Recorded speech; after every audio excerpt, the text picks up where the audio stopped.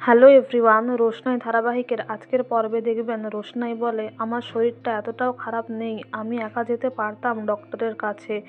আদিত্য বলে, বন্ধু হয়ে গিয়ে এতটুকু করতে পারি না? রোশনাই বলে, মুম্বাইতে যখন প্রথম এসেছিলাম গুরুজি আশ্রয় দিয়েছিলেন, এখন আপনি আশ্রয় দিয়েছেন আপনার ফ্ল্যাটে, এই ঋণ কী করে শোধ করব?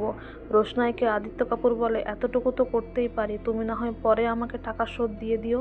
এদিকে বাদশার দাদু বাদশাকে সমস্ত ঘটনাই বলে বলে যে মিনির বিয়ে মন্দিরেই হবে। তনুশ্রী বলে, শেষ অবধি বস্তির লোকেরা এই বাড়িতে যাওয়া আসা করবে, বস্তির লোকেদের সঙ্গে আমাদের সম্পর্ক হবে। এদিকে বাদশা মা বলে আটকাতে চাইলে তনুশ্রী বলে, আমাকে বাধা দিয়ে কোনো লাভ নেই, আমরা এটা কিছুতেই মেনে নিতে পারছি না। গরিমা বলে, ভাগ্যিস আমার বিয়েটা আগে হয়ে গিয়েছিল, মা জানতে পারলে কি যে হতো। শেষ অবধি বস্তির লোকেদের সঙ্গে এই বাড়ির সম্পর্ক হবে, বিয়ে হবে মিনির।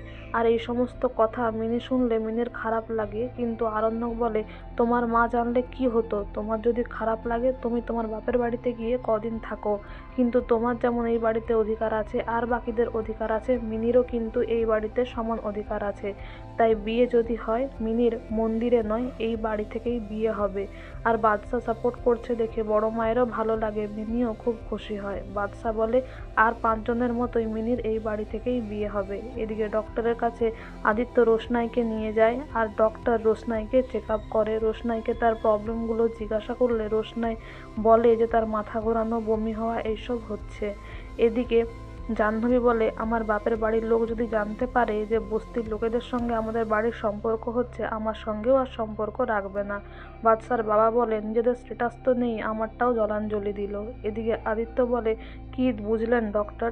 তখন ডক্টর বলে, কিছু টেস্ট করার পরেই বলে যে রোশনাই হচ্ছে প্রেগনেন্ট। আর এই কথাটা শুনে রোশনাই খুব শকড হয়ে যায়। রোশনাই বলে, কিন্তু আমি, ডক্টর বলে, তুমি তো ভালো করে বুঝতে পারবে রোশনাই কিভাবে হলো। তারপর রোশনাই চিন্তা করে যে সে আর আরণ্যক একটা সময় কাছাকাছি এসেছিল।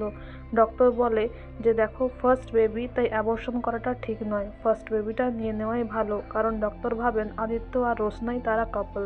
তো বন্ধুরা, এই ছিল আজকের রোশনাই ধারাবাহিকের update. Thank you everyone for your valuable time. Thank you for watching the video.